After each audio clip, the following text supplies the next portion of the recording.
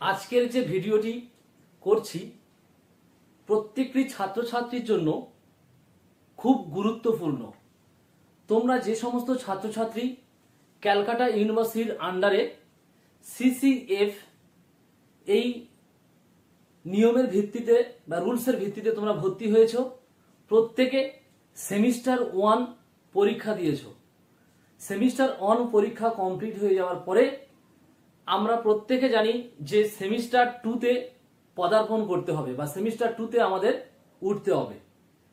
তো সেমিস্টার 2তে তোমাদের কি কি সাবজেক্ট থাকবে, আর সেই সাবজেক্টের মধ্যে আমি একটি সাবজেক্ট নিয়ে আমি তোমাদের আজকের আলোচনা করছি।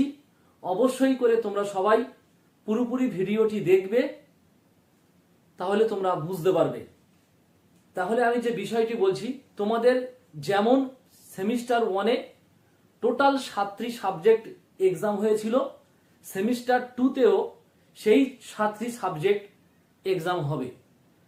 যেমন তোমাদের CVAC এই টপিকের মধ্যে তোমাদের 2টি সাবজেক্ট আছে, যেমন ENVS পরিবেশবিদ্যা, আর আরেকটি সাবজেক্ট ছিল কনস্টিটিউশনের উপরে। এই কনস্টিটিউশনের উপরে যে সাবজেক্টটি ছিল সেই সাবজেক্টটি আমি তোমাদের আজকের বুঝিয়ে বা সিলেবাস বলার জন্য আমি ভিডিওটি করছি। অবশ্যই করে সবাই দেখবে। নেক্সট ভিডিওতে আমি অবশ্যই করে তোমাদের পরিবেশ বিদ্যার উপরে আমি সিলেবাস বা ভিডিও তৈরি করব।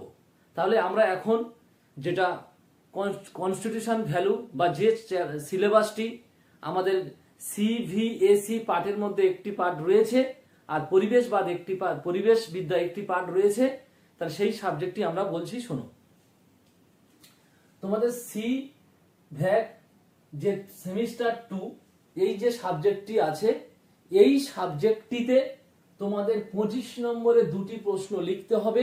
কত নম্বরের? 25 নম্বরের 2টি প্রশ্ন লিখতে হবে।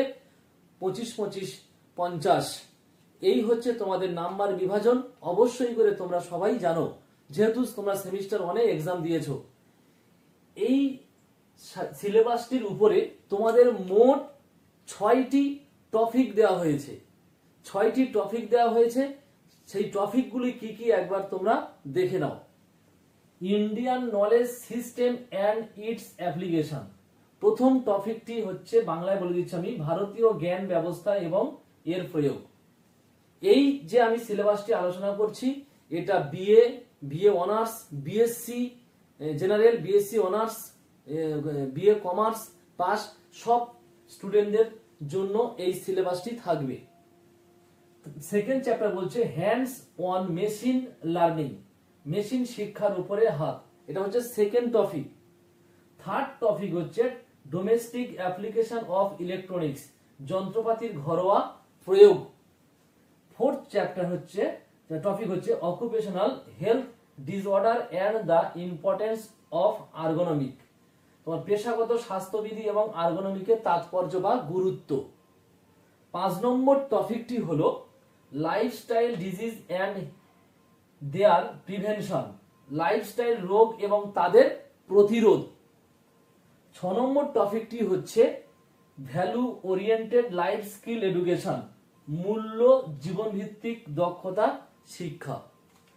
তাহলে তোমাদের প্রশ্ন হতে পারে যে স্যার, আমাদের যে এই যে 6টি টপিক আছে, তাহলে 6টি টপিক কি সবগুলি পড়ানো হবে? না, এই 6টি টপিকের মধ্যে তোমাদের যে কোনো একটি টপিক তোমাদের কলেজে পড়ানো হবে।